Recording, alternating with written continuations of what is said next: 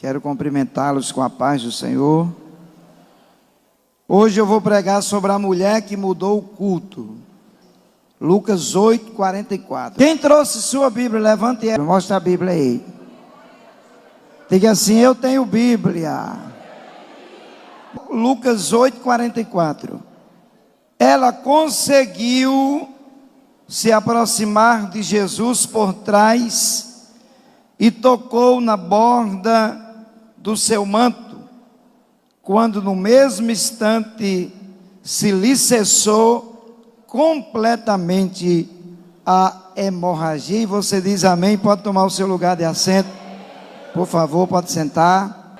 A mulher do fluxo de sangue, como é conhecida, ela é uma mulher que a atitude dela inspirou pessoas. Eu vou mostrar para vocês, à luz da Bíblia, que o milagre da mulher do fluxo de sangue inspirou pessoas para fazerem o que ela fez, que foi tocar na orla do manto de Jesus. No capítulo 14, versículo 36 de Mateus, o texto diz que as multidões sentavam-se nas praças quando Jesus passava. Após as pessoas ficarem sabendo da atitude da mulher do fluxo de sangue, elas se colocavam nas praças e rogavam a Jesus que pelo menos ele deixasse elas tocar na orla do seu manto. E o texto diz em Mateus 14, 36,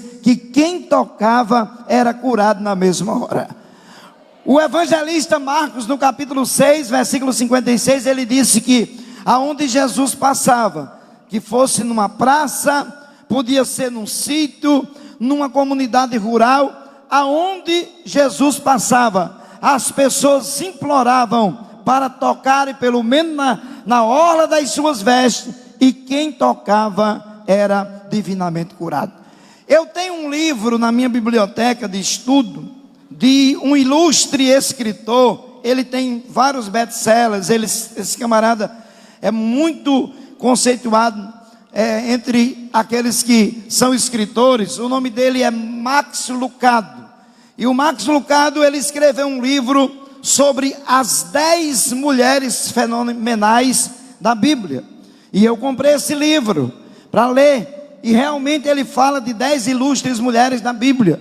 Mas eu fiquei um pouco decepcionado. E se um dia eu tivesse a oportunidade de conversar com o Lucado, eu dizia para ele: meu companheiro de escrita, de livro, de literatura, você se esqueceu de colocar o nome de uma das mulheres mais extraordinárias da Bíblia. Uma mulher que enfrentou pelo menos 5 situações caóticas, e ela foi resiliente, foi perseverante, e ela simplesmente inspirou pessoas na época dela. O que é que aconteceu de fato com esta mulher que mudou o culto? O texto diz que esta mulher começou a sofrer com o problema de um fluxo de sangue. E nós podemos olhar para a Bíblia e entender que uma mulher judia, ela sofria alguns preconceitos quando ela estava passando por essa situação. A Bíblia diz em Levítico, no capítulo 15, versículo 19, que qualquer mulher que tivesse um fluxo de sangue, segundo a lei, se passasse de 7 dias, ela estava imunda. E o que é que acontecia com uma mulher imunda? Ela não poderia participar de nenhuma festividade social. Ela não podia participar de casamentos, de aniversário, de qualquer celebração. Ela não podia participar de nenhuma atividade religiosa, porque aonde ela chegava, se ela sentasse no sofá da sua casa, segundo a lei, não era segundo a regra do judaísmo, era a própria lei do Deus Todo-Poderoso, que dizia que ela estava imunda e o lugar se tornava imundo. Então automaticamente esta mulher vai começar a enfrentar uma certa rejeição. E o texto sagrado nos diz que quando esse fluxo de sangue acometeu esta mulher, quando ela começou a padecer com esse fluxo de sangue, ela começou a gastar os seus haveres com os médicos. E é normal, para quem está doente procurar os médicos. Deus tem dois métodos para curar. Deus pode curar o método milagroso. Quem já foi curado por Jesus alguma vez na igreja? Esse é um método que Deus usa sempre. E também Deus pode usar a ciência médica para curar pessoas. Isso é cura através de propósitos, através das mãos dos médicos. Isso pode acontecer. A mulher do fluxo de sangue começou a gastar os seus haveres. E sabe qual é o resultado? A Bíblia diz que o estado da mulher se aumentava e ficava de mal a pior. Quanto mais ela gastava, mais o problema se acrescentava. E quando nós estamos, irmãos, fazendo um tratamento com um médico, gastando dinheiro, e você não vê resultado, automaticamente vai desencadear na nossa vida uma doença emocional, as doenças chamadas de psicossomática. Algumas pessoas que sofrem com depressão, com ansiedade, com crise de pânico, ou outra doença que está classificada como uma doença emocional, essas pessoas não foram dormir sadias e acordaram com depressão. Elas não saíram de casa para trabalhar e voltaram doentes de uma doença emocional. Os médicos dizem que as doenças emocionais, elas se desencadeiam devido a situações que foram enfrentadas por aquela pessoa. Algumas pessoas, elas sofrem com um problema de depressão porque tiveram uma situação complexa no casamento, nas finanças, na saúde ou em outra área da sua vida. A mulher do fluxo de sangue, ela está gastando os seus haveres, e a Bíblia é bem clara ao nos dizer que o estado dela era de mal a pior. Parece que eu vejo aquela mulher chegando em casa depois de passar pelos médicos e desesperada, porque cada dia o estado se complica mais, a situação de saúde dela se complica mais, e passa 1 ano, 2 anos, e cada vez o estado dela é de mal a pior. Eu quero destacar aqui 5 problemas da mulher do fluxo de sangue. Primeiro problema, ela está doente fisicamente. Eu queria que você repetisse comigo para nunca mais esquecer. Diga assim comigo: a mulher está doente fisicamente. Ela está doente fisicamente, está tratando e não está tendo resultado. Por ela estar tratando a doença e não está tendo resultado, ela vai adoecer emocionalmente. E quando alguém adoece das suas emoções, por incrível que pareça, o sistema imunológico de defesa do organismo, ele baixa. E quando nós estamos com o sistema de defesa do organismo baixo, nós somos suscetíveis a desencadearmos outros tipos de doença. Então a mulher está doente fisicamente e ela está doente emocionalmente. Eu posso falar com propriedade, porque nessa noite você está vendo um pregador pregar nessa tribuna, que é um milagre. Eu tenho 4 pontos safena no meu coração e tenho 5 extender. Eu sei o que é passar por uma UTI. Eu sei o que é passar pelo vale da sombra da morte. Quando eu saí da UTI e passei também pelo apartamento de internação, eu fui acompanhado por uma psicóloga, porque eu voltei do centro cirúrgico naqueles dias de convalescência. Eu voltei, irmãos, parece que eu não estava nem no mundo, porque você teve uma cirurgia de alto risco, complexa, e você volta com as suas emoções abaladas. Tudo lhe assustava. Eu passei pelas mãos de um psicólogo. Eu tinha uma filha noiva na época, pastor Glaucio, e ela estava com o casamento marcado. E eu confesso aos irmãos que depois que passei pela cirurgia, voltei e estava internado em casa, sobre os cuidados médicos. Eu estava pensando que Deus ia me levar. E Deus, como fala na terra e usa quem quer, quando quer, para fazer o que quer, mandou um irmão na minha casa. Aqueles crentes que gostam de correr na igreja, que gostam de pular, que gostam de rodar, foi esse que foi na minha casa. E ele orou por mim e disse: Deus não vai te levar agora. Você vai celebrar o casamento da sua filha e vai batizar seu filho nas águas, para que o nome de Jesus seja glorificado. Quem crê que Deus ainda fala e faz? Então a doença física desencadeia as doenças emocionais. Então a mulher do fluxo de sangue, ela está doente fisicamente. E em segundo lugar, diga comigo para memorizar, ela está doente emocionalmente. Ela tem um terceiro tipo de doença, de problema. Ela está automaticamente excluída da sociedade. Ninguém convidava a mulher do fluxo de sangue para um casamento. Ninguém convidava para um aniversário de criança ou de uma jovem de 15 anos. Ninguém convidava. E uma das coisas que mais nos maltrata é quando você é rejeitado. Eu conversei com um pastor esta semana na minha casa. Ele foi onde a gente mora. Foi um dos pregadores dos Gideões. E ele disse: pastor Rinaldo, eu tenho um filho de 15 anos e o meu filho tem enfrentado um sério problema de bullying lá no colégio, e por causa dos bullying que ele sofre, ele está desencadeando problemas emocionais. Eu vejo que o meu filho não está bem. Irmãos, ninguém tem estrutura suficiente para sofrer bullying todos os momentos, para sofrer rejeição e continuar sorrindo. Sabe por que eu estou dizendo isso? Porque você é um ser humano, pode ter o nome escrito no livro da vida, pode ser cidadão do céu, mas não esqueça, você é humano, você tem emoções, você tem sentimento. É por isso, irmãos, que a gente entende que a rejeição desencadeia problemas emocionais em muitas pessoas que nós temos acompanhado essa situação de perto. Então a mulher está automaticamente enfrentando um problema no seu relacionamento social. Imagine alguém de vocês receber um telefonema do pastor da igreja ou da esposa dizendo para você: eu não quero você no culto, não venha no culto, por favor.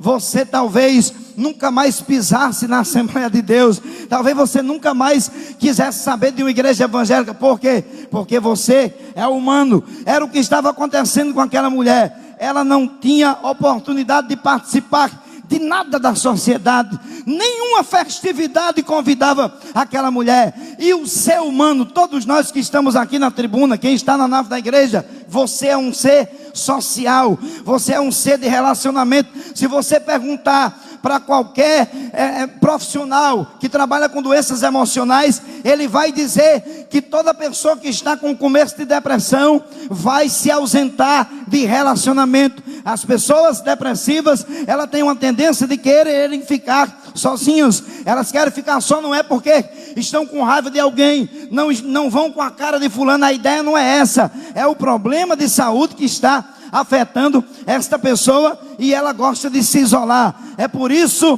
que o ser humano tem esta tendência de se relacionar, de estar perto um do outro, porque isso é cumprimento da própria escritura. A mulher do fluxo de sangue está excluída de qualquer convívio social. Olha só, nós estamos falando de uma mulher que está doente fisicamente, que está doente emocionalmente, e em terceiro lugar, ela está com um problema social. Mas não para por aí. Essa mulher morava numa cidade chamada Cafarnaum, que ficava a 195 quilômetros do templo em Jerusalém. Essa mulher, como uma judia, sempre queria estar no culto, porque lá no templo em Jerusalém existia um lugar chamado Pátio das Mulheres. As mulheres, elas se reuniam, não podiam estar no mesmo lugar que os homens estavam, mas elas estavam no Pátio das Mulheres para colocar os assuntos em dia, para conversar, para se reverem. Esta mulher foi proibida,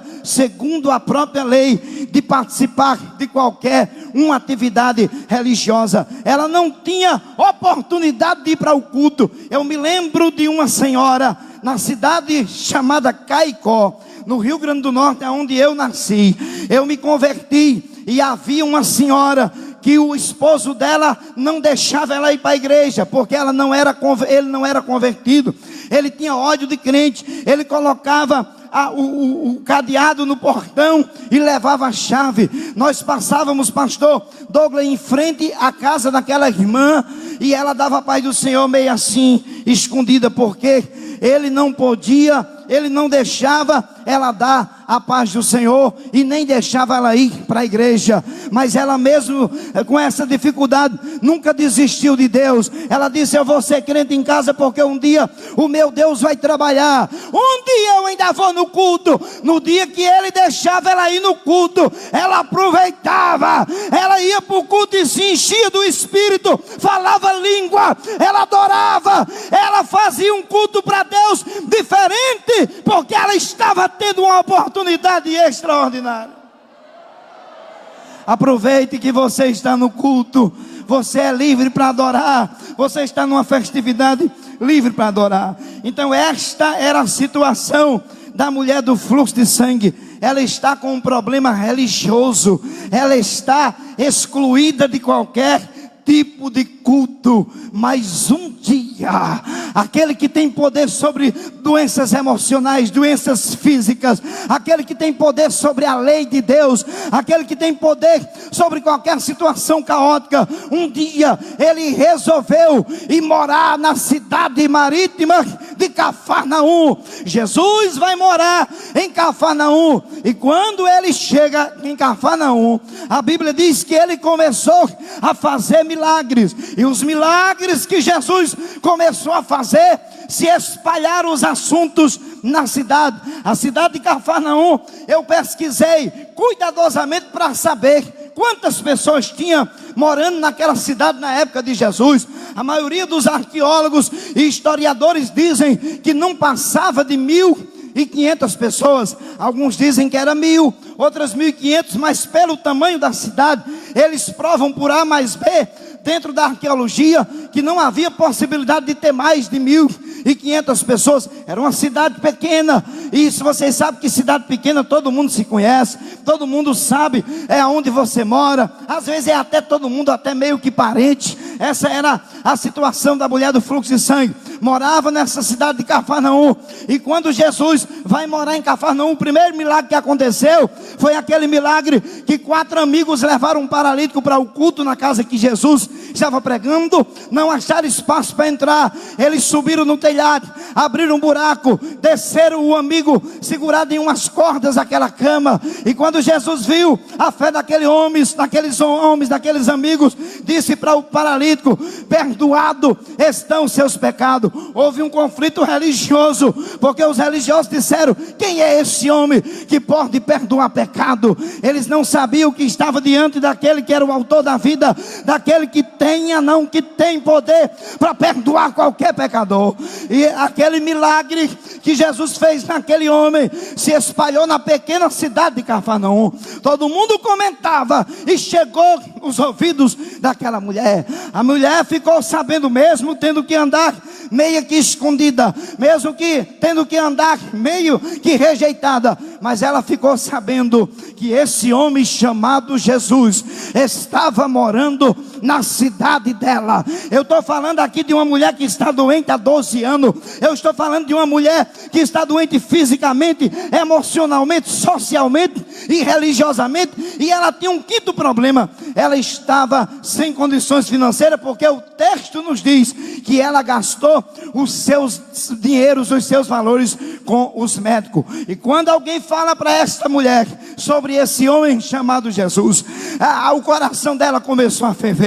Alguém evangelizou, talvez até sem querer, sem ser proposital, mas a mensagem chegou no coração da mulher do fluxo de sangue. E quando a mensagem chega no coração do pecador, pode ser prostituto, Jesus liberta da prostituição, pode ser uma garota de programa, pode ser do tráfico, pode ser do crime, pode ser aquele que desfila na festa do boi. Jesus vai lá, entra com graça e transforma, porque há poder no nome de Jesus. Nós temos a maior mensagem que alguém pode ter. Eu não estou falando exclusivamente como pregador, estou falando para você que é salvo. Você tem a mensagem que fecha a porta do inferno e abre a porta do céu. Você tem essa mensagem em você. Quantos têm essa mensagem? Levante essa mão e dê o seu glória mais gostoso nesses 77 anos de aniversário da Assembleia de Deus de Parintins.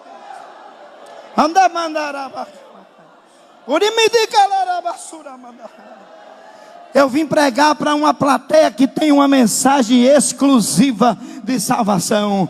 Você é uma pessoa comum, cidadão, com CPF, com RG, alguns com passaporte, mas você tem dupla cidadania. Você, além de ser cidadão de Parintins, por enquanto, é cidadão do céu. Você tem a mensagem de Deus em você. Você tem essa mensagem em você. Eu vou liberar uma palavra profética desta tribuna, porque a Bíblia diz em 1 Coríntios 13:8 que em parte nós profetizamos.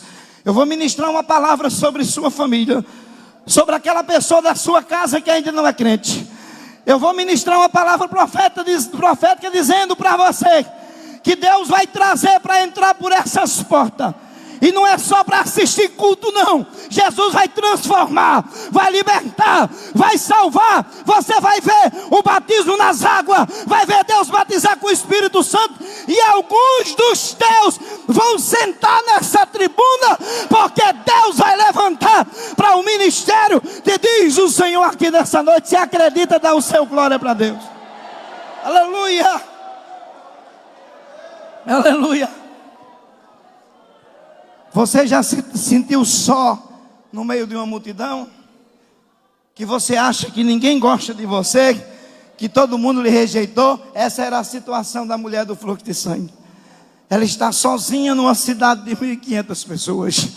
Mas ela disse para ela mesma: se eu conseguir chegar aonde esse pregador está, eu preciso tocar só nas vestes dele. Pastor Glaucio, eu descobri, eu sei que o senhor é teólogo, é professor, o senhor vai concordar comigo, porque está escrito na Bíblia. Eu descobri que havia uma profecia bíblica pelo profeta do dízimo chamado Malaquias. Quando se fala de Malaquias, quando alguém diz assim, vamos abrir Malaquias, a gente diz logo, vai falar do dízimo, porque é normal e é bíblico. Porém, no capítulo 4, versículo 2 de Malaquias, ele disse assim: todavia, para vocês, todos quanto mais reverentemente o nome do Senhor, nascerá o sol da justiça, trazendo cura na borda das suas vestes.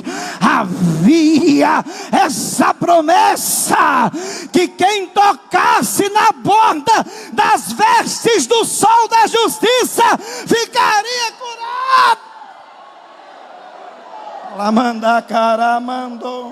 A mulher do fluxo de sangue não conhecia essa profecia, não conhecia essa promessa. Aconteceu isso com você e comigo. A gente não entendia nada de salvação, a gente não entendia nada de batismo com o Espírito Santo, de vida eterna. Mas Jesus nos envolveu na promessa e disse: eu quero você, eu quero você. Não foi você que escolheu ele, foi ele que escolheu você. É por isso que ele luta tanto para não lhe perder. É porque você é escolhido dele. Quantos escolhidos nós temos aqui? Dê o seu glória para ele nessa noite. A mulher vai sozinha, sem pedir ajuda para ninguém.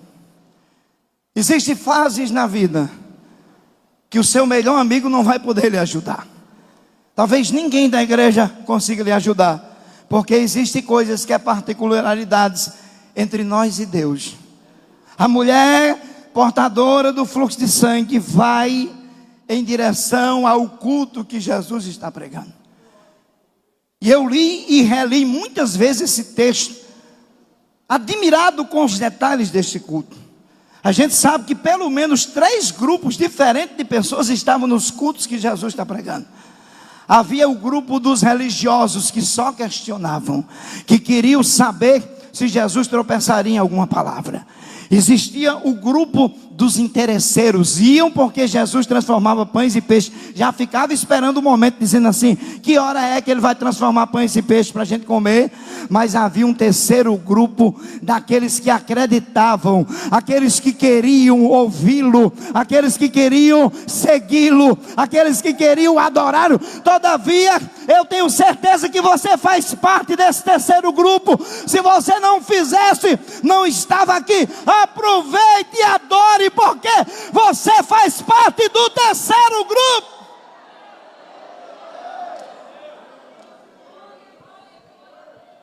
A mulher chega no culto e a primeira coisa que ela percebe, tem uma grande multidão em volta de Jesus.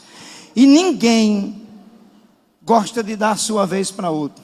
As pessoas queriam estar perto de Jesus. Eu fui no banco descontar um cheque. Quando cheguei lá, que eu olhei no painel, a minha senha era 264. E tinha gente com a senha 12, 13. Ninguém da senha 12, 13 trocou comigo. Eu tive que esperar a minha vez. A mulher do fluxo de sangue viu uma multidão muito grande. E ela tinha duas opções. Ou ela se posicionava e tocava nas vestes de Jesus da forma que ela tinha propositado no coração, ou ela desistia, saía reclamando e indo embora. Mas ela estava ali decidida.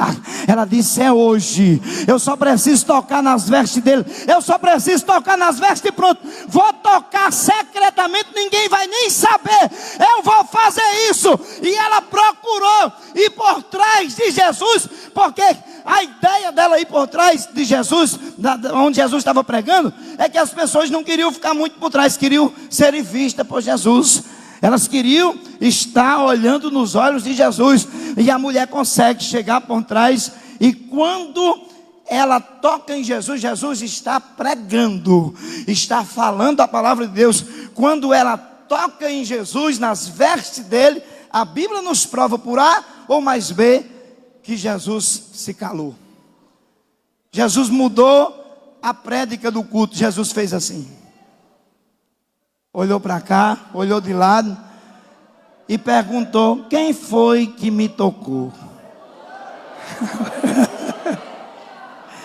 Eu não disse para vocês que a mulher mudou o culto? Aí os apóstolos, e a Bíblia diz, e Pedro disse: Senhor, a multidão te aperta e te oprime, tu está perguntando quem é que te tocou? Jesus disse: Pedro, eu senti que saiu virtude. Pedro, eu sei quem veio aqui só atrás de pão e peixe. Pedro, eu sei quem veio aqui só para saber se eu vou falar alguma coisa contra a lei. Eu conheço todos que vieram aqui, eu sei as tuas obras. Era isso que Jesus estava dizendo. Eu sei que com pouca força você consegue guardar a minha palavra. Eu sei que você não é aquele crente fervoroso que gostaria de ser, mas está guardando minha palavra e eu tenho cuidado de você. É isso que Deus está dizendo para você. Aleluia. Jesus insistiu e disse: alguém me tocou. Irmãos, eu sei que você sabe da história, mas é bem interessante que a mulher, parece que eu vejo, envergonhada, trêmula, meio que escondida, levanta a mão. E a Bíblia diz que ela conta o testemunho, ela declara toda a verdade, como foi curada, como estava doente, e quando tocou nas vestes e ficou curada. Só que tem um detalhe aqui nesse texto. Quando a mulher se prontifica a declarar que está curada, as pessoas que estão olhando para Jesus vão direcionar o olhar para quem? Para ela. A oportunidade agora é dela. Todo mundo vai olhar para ela. Até gente da família dela que conhecia ela, que nunca mais tinha falado com ela, agora está ouvindo ela dar o testemunho. Agora até aquelas pessoas que passavam por longe dela para não falar com ela, porque ela poderia pedir algum favor, essas pessoas estão ouvindo a mulher dizer: eu toquei nas suas vestes e eu estou curada. Eu estou curado. Levante a mão e adore, adore, adore. Eu quero dizer para você que você pode tocar em Jesus nesse culto como pastor, com a sua oração, com a sua devoção, com a sua fé.